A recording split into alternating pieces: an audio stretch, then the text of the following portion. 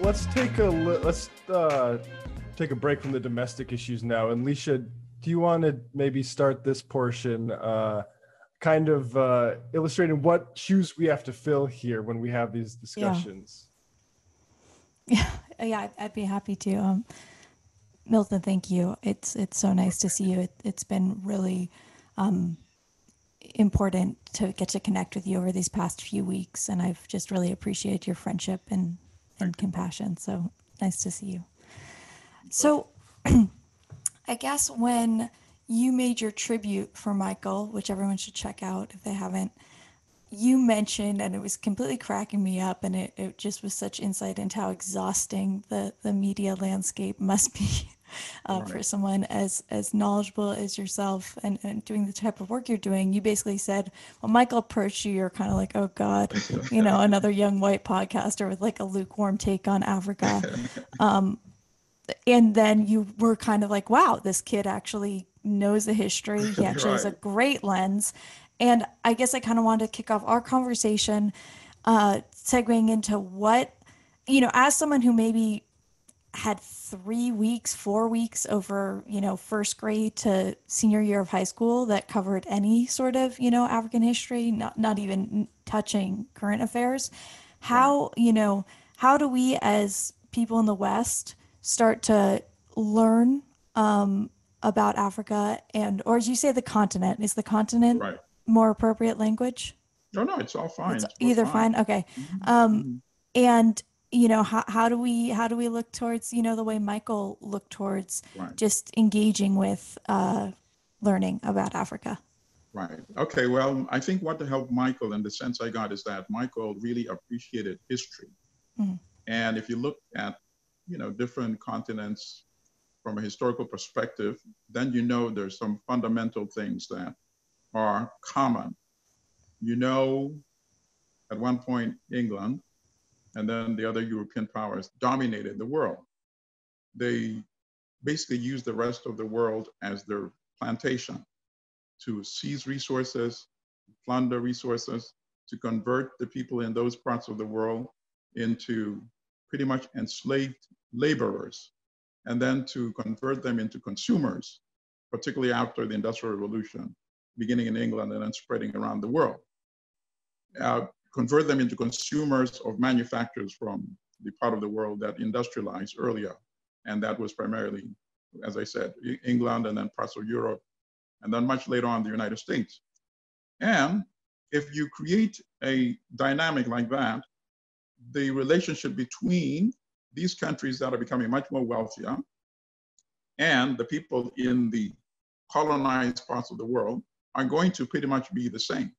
They're going to have the dominant, and historically it's been European colonizers, and they're going to demand a certain type of subservient relationship between them and the people that they conquered. And of course, that is the prerequisite for exploitation. And along with that, normally comes demonization, using racist stereotypes, creating a racist narrative to justify what they know is wrong, exploitation, to legitimize it, to neuter the crime, make it more acceptable in their own home countries. So for example, if perhaps there were some conscious people in England and they would start saying, wait a minute, why are we massacring people in Africa and extracting their resources? Well, you preempt that by conditioning them to think that, well, they're not really human beings like us. They may look human, but they're not quite like us, Europeans. And as you feed that propaganda for a long time, people are conditioned to start accepting it, right? And that narrative pretty much, and that relationship has not fundamentally changed when it comes to Africa. Other parts of the world have been able to transform that relationship and that narrative to some extent. So for example, the countries of South America, they're at a better level now in trying to change that narrative. So people in the West have a better understanding of what really conditions prevail in South America. If you look at China, a huge country like China, like for example, China used to be demonized I was speaking to a late journalist friend of mine a couple of years ago, Les Payne, and he said in the past, it was very common for the United States to say, there was a term saying, you don't stand a Chinaman's chance to succeed, because Chinese were supposed to be hapless and unproductive and not capable of succeeding, right? So that was a very common stereotype. And I don't know when that ended here in the United States, but certainly people don't say that about China today in the 21st century, when China has now emerged as a global economic power. Well, so to cut this rather long explanation a bit shorter, I would like to say that that relationship with Africa and the West has not fundamentally changed. And Michael had that understanding. So when he was reading more, he was not surprised that this is what he's finding in terms of what conditions really are in Africa, why they are like that. It's not because Africans don't want to develop, they don't want progress. No, Michael knew that the conditions today prevail because of the historical connection with colonialism, with the era of enslavement, exploitation. And that was pretty much clear in his questions. And then in terms of the individuals that he wanted to focus on in Africa, like Kwame Nkrumah, like Patrice Lumumba, like Thomas Sankara, what is common amongst these three people? These were individuals who were trying to change the structural relationship between African countries and the former colonial powers, so that African countries can take control of their destiny by controlling their resources, because it all starts with that. It's about resource control. So it's even when you say African countries are independent, they're only independent on paper. The minute they try to say, okay, this is how I want to use the resources of my country, that's when the former colonial powers really get serious and have a problem. And generally, historically, they've eliminated African leaders who wanted to change and end that exploitation. And that's what Michael had keyed on, and that came out in the individuals he selected to focus on, and it came out in his questioning.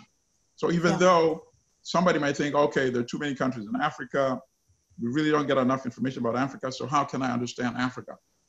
You can understand Africa by remembering the fundamentals that I just outlined, which Michael knew pretty well, very, very well, that the exploitation continues and Africa remains weak because the exploitative structural relationship has not fundamentally changed in Africa.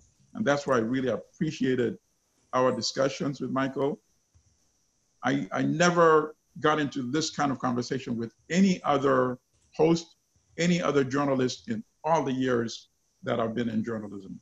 Michael was unique in that respect, and that's why he'll be tremendously missed.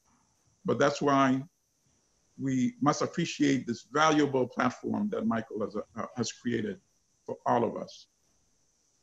Wow, yeah. I think the key, thank you for all of that. I think the key takeaway I got in that is that the new lie was not, oh, we'll acknowledge there was exploitation, there was abuse, there was domination. Right. Now it's over, and they just, it's still a mess, and it's not really on us. And Michael was like, no, this is, still happening. And a lot of that was based on just, like you said, there's no shortcut here. It was that He was just reading so much, had such a strong, analysis in so many areas, and such a sharp critical mind. And I so appreciate that. And let me add something else. Yeah, please. What I liked about Michael also tremendously was that even if he disagreed with you, right? Yeah.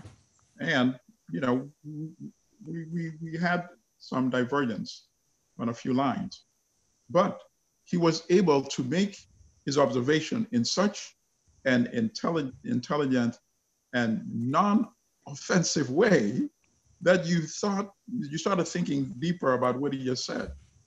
And when you start thinking like that, you see that, wow, you know what? Maybe he's right, actually. on that instance. And that is a tremendous skill that very few people have. He didn't bother that with me. You. Oh no, he would just go, Lee, do you want me to explain it to you or not? That was my version of that. Well, I just have to sibling privilege. Yeah. Yeah.